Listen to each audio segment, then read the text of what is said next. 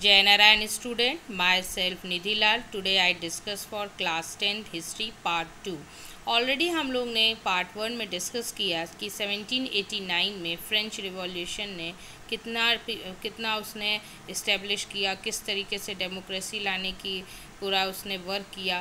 तो people demanded the abolitions of monarchy, और monarchy के सिस्टम को एबोलिश किया और इस्टेब्लिश किस चीज़ का किया, डेमोक्रेसी। फिर आपने देखा कि 10 साल तक वो लोग बहुत अच्छे से अपना लाइफ गुजार रहे थे, और उसी के बाद किसकी एंट्री हुई, 1799 में नेपोलियन आ गया, और नेपोलियन बोनापार्ट ने अपने पावर फ्रांस में फैलाया और started the seizing of political power in France.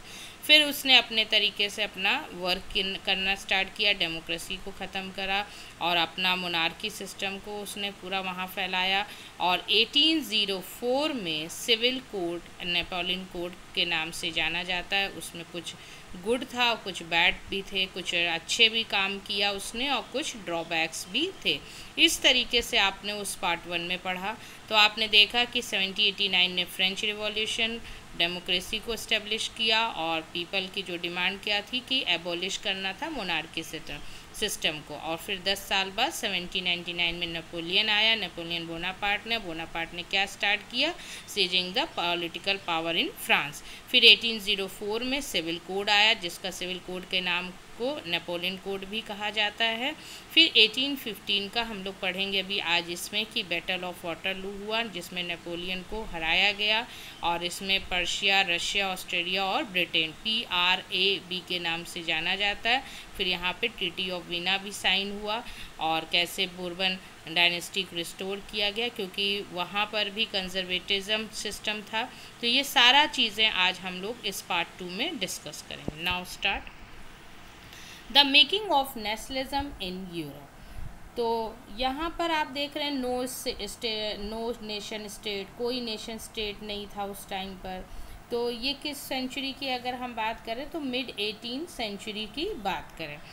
और फिर आप देखें सेकंड हम हब्सबर्ग एम्पायर मैनी, तो आपकी बुक में दिया हुआ है कि Habsburg empire many languages like French, Italian, German. फिर डिवीज़न ऑफ सोसाइटी, जो सोसाइटी का डिवीज़न था, तो आपने देखा कि यूरोप में कोई नेशन स्टेट नहीं था। फिर आपने देखा कि इसमें एग्जांपल अभी हमने समझाया, Habsburg empire many languages like French, Italian, German, तो यहाँ बहुत तरीके के लोग रहते थे। फिर डिवीज़न ऑफ सोसाइटी की अगर हम बात करें थर्ड, तो यहाँ पर 2 डिवीज़न थे उस टाइम पे, एरिस्टोक्रेट एंड पीजेंट। तो एरिस्टोक्रेट्स के लोग हाई क्लास, डोमिनेटिंग, और इनको सारे ऑल राइट्स थे और इनके पास बहुत सारी लैंड्स थी। But peasants low class and landless and no right. और थर्ड जो क्लास आया तो इसमें इंडस्ट्रियल, बिजनेसमैन एंड प्रोफेशनल। तो आपने देखा कि फर्स्ट में हाई क्लास हो गया और सेकंड में पीजेंट। तो यहाँ पर जो एरिस्टोक्रेसी जो थी, इनके सारे पास राइट्स थे, इनके पास कोई भी मतलब सब कुछ डोमिनेट करना, सबको दबाना, ये किसका काम था, एरिस्टोक्रेट का। और पीजेंट जो थे, पीजेंट को कौन दबाता था, एरिस्टोक्रेट। और लो क्लास, लैंडलेस, नो राइट, ये सारे, क्योंकि इनके पास कोई लैंड नहीं थी, इनके पास कोई राइट नहीं था, लो क्लास के थे। और अरिस्टोक्रेसी के पास बहुत अच्छी ज़मीन थी और इनके पास सारे राइट्स थे अरिस्टोक्रेसी। तो मिडिल क्लास में इंडस्ट्रियल, बिजनेसमैन और प्रोफेशनल। अब आगे हम लोग पढ़ते हैं स्ट्रक्चर ऑफ, देखिए अरिस्टोक्रेसी जो लेस पॉपुलेशन थी, high class dominating people, landlord और had all rights, but peasant huge population, low class people, landless and tenants of had no right। इनके पास कोई ज़मीन नहीं थी, इनके पास कोई टेनेंट्स नहीं था, तो इनके पास कोई घर नहीं था। बहुत ये मतलब रेंट पे किसी के आसपास के लोगों के जाके काम करते थे। तो आपने देखा कि एरिस्टोक्रेसी के पास सारे पास राइट्स थे और पीजेंट्स के पास कोई राइट्स नहीं थे। और सारा जो ये आइडियाज़ को चेंज करना था, तो ये कौन लेके आया इस आइडिया को चेंज करने के लिए, न्यू मिडिल क्लास। जैसा कि अभी आपने ऊपर में पढ़ा, इस आइडिया को चेंज कौन करा, न्यू मिडिल क्लास। तो educated population, example doctor, teachers and industrialist, they demand the liberal nationalism. अब लोगों की क्या डिमांड थी कि नेशनलिज्म की भावना थी और उनको फ्रीडम चाहिए था। तो ये सारा चीज़ें कौन कर रहा था? न्यू मिडिल क्लास, मतलब मिडिल क्लास लेके आए। तो आपने देखा सोसाइटी के दो डिवीज़न में कितना, मतलब किसी को पूरी राइट्स है और किसी को राइट्स ही नहीं है, किसी के पास घर ही नहीं, किसी के पास ज़मीन नहीं है और किसी के पास सब कुछ है और उसको दबाया जा रहा है। तो इस चीज़ को मतलब सही तरीके से करने के लिए कौन आया? उसके बाद न्यू मिडिल क्लास आया और इसमें कौन कौन थे जो इसको ज्वाइन किए थे? एजुकेशन पॉपुलेशन कौन थी? Doctor, teacher, industrialist, they demand the liberal, और इनकी ये डिमांड थी वे लिबरल नेशनलिज्म की। अब लिबरल नेशनलिज्म क्या होता है? जैसे इंडिविजुअल फ्रीडम, इसको ध्यान से सुनिए कि individual freedom, listen, and equality before the law and government by consent. जो गवर्नमेंट भी बनाई जाएगी वो कॉमन पीपल से बनाई जाएगी, इलेक्ट होगी, और फ्रीडम ऑफ मार्केट्स। तो ये सारा फ्रीडम्स लिबरल नेशनलिज्म कहलाता है। तो ये सारी चीज़ों के लिए कौन आया था, कौन लड़ रहा था इसका, कौन लड़ाई कर रहा था? Middle class. तो आपने देखा कि दो एरिस्टोक्रेसी सोसाइटी थी जिन्होंने पीजेंट्स को कितना दबा रहे थे, और इसको सही करने के लिए दूसरी सोसाइटी आई जिसका नाम था न्यू मिडिल क्लास। नेक्स्ट आते हैं two ideas of nation unity. जैसा कि अभी आप लोग ने पढ़ा, फिर से हम इसको रिपीट कर रहे हैं कि एंड लिबरल नेशनलिज्म, इंडिविजुअल, इसमें पॉइंट्स क्या है? इंडिविजुअल फ्रीडम, हर किसी को आज़ादी होनी चाहिए, इक्वलिटी बिफोर लॉ, यहाँ पर कि जो भी कानून होगा, जो भी उसको बराबर हो, चाहे राजा हो चाहे किसान का बेटा, इसमें इक्वलिटी होगी। कोई भी लॉ होगा, कोई भी चीज़ होगी, वहाँ पर इक्वल होगा। गवर्नमेंट जो बनेगी वो पीपल एग्रीमेंट करेंगे। एंड ऑफ एटोक्रेसी मीन्स कि जो भी हो रूल है उसको एंड ख़त्म, मतलब कि जो मोनार्की सिस्टम है वो पूरी तरीके से एंड होना चाहिए। उसमें ये नहीं कि आज फिर अब मतलब आए और उनको परेशान कर रहे थे, तो वो सारी चीज़ें क्या है कि उसको एटोक्रेसी कर। तो कहने का ये सेंस है कि two ideas of nation unity and liberal nationalism. तो आपने देखा individual freedom, equality before law, government with people agreement. तो गवर्नमेंट ने जो भी गवर्नमेंट इलेक्ट होगी वो कॉमन पीपल से इलेक्ट होगी। तो एंड ऑफ एटोक्रेसी। तो इस तरीके से आपने देखा कि मेकिंग ऑफ नेशनलिज्म यूरोप में नो नेशन स्टेट, हाब्सबर्ग एम्पायर में कई स्टेट्स थे, कई लैंग्वेजेस, कई कंट्रीज थी। फिर डिवीज़न ऑफ सोसाइटी आपने देखा, एरिस्टोक्रेसी, हाई क्लास डोमिनेटिंग कर रहे थे, किसको दबा रहे थे?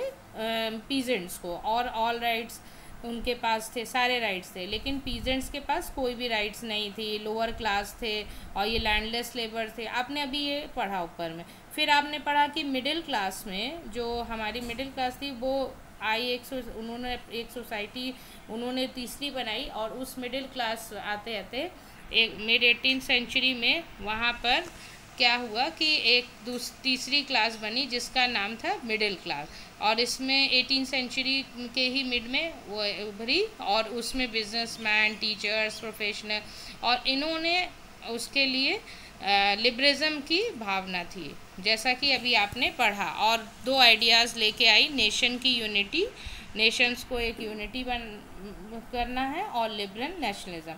तो आपने ये टॉपिक्स को क्लियर हो गया कि individual freedom, equality before law, government with people agreement, और एंड किसका करना था? एटोक्रेटिक का। तो आपने ये देखा कि 1834 में, फिर 1834 में कस्टम यूनियन फॉर्म्ड हुआ, और कस्टम यूनियन फॉर्म जॉल्विन। तो यहाँ पर आपने देखा कि जो नेशन यूनिटी क्या होता है, जैसे ऊपर अभी आपने पढ़ा कि नेशन यूनिटी में common language, common history, common sub कुछ कॉमन होना चाहिए, लेकिन एक चीज़ फॉर्म नहीं हो पा रही थी जिसका नाम था कस्टम यूनिटी। उसने वो जॉल्विन ने किया, स्टार्टेड कहाँ हुआ है? By Prussia. Many other German state also join, इसमें कई स्टेट्स और भी लोग ज्वाइन किए। तो यहाँ पर आप लोग देख रहे हैं 1834 में कस्टम यूनियन फॉर्म्ड हुआ जॉल्विन में, हाँ, और इसको स्टार्ट किसने किया? पर्शिया ने, और काफ़ी जर्मन स्टेट भी इसमें ज्वाइन किए। तो इसके अकॉर्डिंग जो मेन काम हुआ था, कस्टम यूनियन फॉर्म्ड और ट्रेड बैरियर्स को रिड्यूस किया गया। और इसमें सबसे मेन काम क्या हुआ? Trade barrier were abolish and reduce the number of currency. जो करेंसी उस वक्त बहुत ज़्यादा थी, 30 ऊपर थी, तो 30 से ज़्यादा, तो वो क्या हुआ वहाँ पर कम किया, 2 या 3 कर दे। तो 30 से जो ज़्यादा थी वो क्या करेंसी को क्या कर दिया गया, 2 से 3 कर दिया गया और रिड्यूस कर, तो ये सारा चीज़ उसने कम किया। तो आपने देखा कि जॉल्विन जो फॉर्म्ड हुआ कब हुआ, 1834 में, और कस्टम यूनियन फॉर्म किया गया। और यहाँ पर क्या किसने स्टार्ट किया था, पर्सिया ने, और मैंने इसमें जर्मन्स कई स्टेट ज्वाइन हुए, और जो मेन काम हुआ ट्रेड बैरियर्स को एबॉलिश किया गया, reduce number of currencies. Now next आते हैं, यही यहाँ सेम एज टॉपिक है, liberal nationalism. Zollverein a custom union was formed in 1834। They abolish tariff barrier, जो कि अभी आपने ऊपर पढ़ा, they abolish 28 currencies out of 30, तो इस करेंसी को उसको एबॉलिश किया गया। फिर इसके बाद आप देखिए जॉलियन यूनियन जर्मन स्टेट्स भी इसमें ज्वाइन किए। फिर 1834 में was form the at the initiative किसने लिया था, पर्शिया ने, और some German region also join. Now next क्या हुआ कि जुलाई रिवॉल्यूशन और ग्रीक रेवोल्यूशन में, अब देखिए जो इस चीज़ को जैसे लिबरल नेशनलिज्म में आप यहाँ पे पहले देखिए कि यहाँ पर उस नेपोलियन जब रूल था उस टाइम पे क्या प्रॉब्लम थी कि जब नेपोलियन में जो भी रूल एंड रेगुलेशन कौन कर सकता था, मैन विद प्रॉपर्टी, जिसके पास प्रॉपर्टी है वही अलाउड था वोट के लिए, अदरवाइज सब नहीं वोट दे सकते थे। तो आपने देखा कि नेपोलियनिक रूल में जो man with property were allowed to vote, जिसके पास प्रॉपर्टी है वही वहाँ पर वोट इलेक्ट कर सकता था, मतलब दे सकता था, अलाउड था। फिर आपने देखा कंजर्वेटिज्म। कंजर्वेटिज्म क्या होता है, इसमें रूढ़िवादी लोग, इसका मतलब होता है रूढ़िवाद, मतलब कि जो इससे परेशान थे, क्या नाम है, नेपोलियन बोनापार्ट से, वहाँ पर उन्होंने फिर बैटल ऑफ वाटरलू स्टार्ट किया। मतलब नेपोलियन में PRAB मीन्स हो गया आपका, पी से मतलब है Persia, Russia, Australia and Britain. तो ये कई लोग थे और डिफीट किया, किसको हराया, नेपोलियन, तो बैटल ऑफ वाटरलू। तो लेकिन यहाँ पर आप देख रहे हैं कि इसमें जो डिफीट दिखा रहा है, यहाँ पर देखिए कि लिखा हुआ है ऑस्ट्रेलिया, रशिया, ब्रिटेन, आपका एक स्टेट छूटा हुआ है जिसका नाम मैंने अभी दिया पर्शिया। तो 4 थे PRAB, Prussia, Russia and Australia, Britain join hands to defeat the, और इस तरीके से क्योंकि नेपोलियन तो अब अकेला पड़ गया और इस तरीके से क्या हुआ, वहाँ पर वो हार गया बैटल ऑफ वाटरलू में।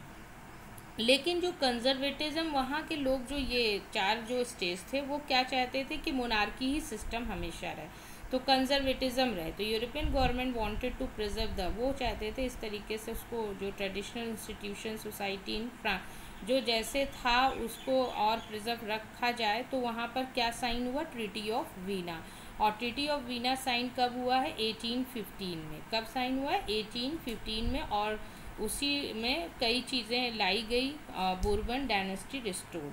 तो यहाँ पर आप लोग एक बार इसको देखिए, ट्रीटी ऑफ वीना में क्या क्या चीज़ें इस्टेब्लिश हुई, establish of states on the border of France so that can not be expand in future. तो जो चीज़ें फ्रांस में जो मतलब can not expand the future तक के लिए जो भी चीज़ें थी उसको एक्सपैंड किया, can not expand, and restoration जो बोर्बन डायनेस्टी थी उसको फिर से लाया गया, और कंटिन्यूशन जो मोनार्की सिस्टम को डेमोक्रेसी, जैसे आपने देखा कि फ्रेंच रिवॉल्यूशन में इस्टेब्लिश किसकी थी, डेमोक्रेसी, लेकिन नेपोलियन आया तो वो अपना ही पावर था, वो चाहता था हम बहुत ज़्यादा पावरफुल बने और पूरा यूरोप हमारे सब कुछ हमारा कब्जे में रहे, कॉन्क्यूर कर सकें। लेकिन उसी बीच में बैटल ऑफ वाटरलू हुआ 1815 में, उसमें 4 कंट्री थी, Russia, Persia, Australia and Britain, और उसने हराया, और उसमें ट्रीटी ऑफ वीना साइन हुआ 1815 में, और ये सारी चीज़ें कंटिन्यूशन में रही, क्योंकि वो ये नहीं चाहते थे कि डेमोक्रेसी है जो जैसा चल रहा है वो उसी तरीके से रहे। तो बैटल ऑफ वाटरलू में क्या हुआ, इसको एक बार आप लोग पढ़ लीजिए कि 1815 में फिर से वही है कि Napoleon, PRAB, Prussia, Russia, Australia और ब्रिटेन, और इस तरीके में से रूल का खात्मा की मतलब पूरी तरीके से ख़त्म हुआ, किसका, नेपोलियन का। फिर कंजर्वेटिज्म आया, और आपने देखा कि एक तरफ नेपोलियन था और एक तरफ 4 लोग थे, पर्शिया, रशिया, ऑस्ट्रेलिया और ब्रिटेन, और इसको ख़त्म किया, और कंजर्वेटिज्म को दोबारा से इस्टेब्लिश किया, जैसा फ्रांस में पहले था की बourbon डायनेस्टी का था, सेटअप ऑफ फ्रेंच बाउंड्रीज थी उसको फिर से सेटअप किया गया। तो ट्रीटी ऑफ वीना साइंड हुआ 1815 में। तो उसके अकॉर्डिंग क्या हुआ कि बourbon डायनेस्टी रिस्टोर्ड हुआ, बourbon दोबारा से शुरू हो गया। फिर जो फ्रांस की बाउंड्री थी वो न्यू सेटअप की गई। Prussia got the new territories in west, Australia got the control over north Italy, Prussia got Poland. तो इस तरीके से आपने देखा कि ये फिर अब आप देखिए इस टॉपिक में आगे हम लोग पढ़ेंगे।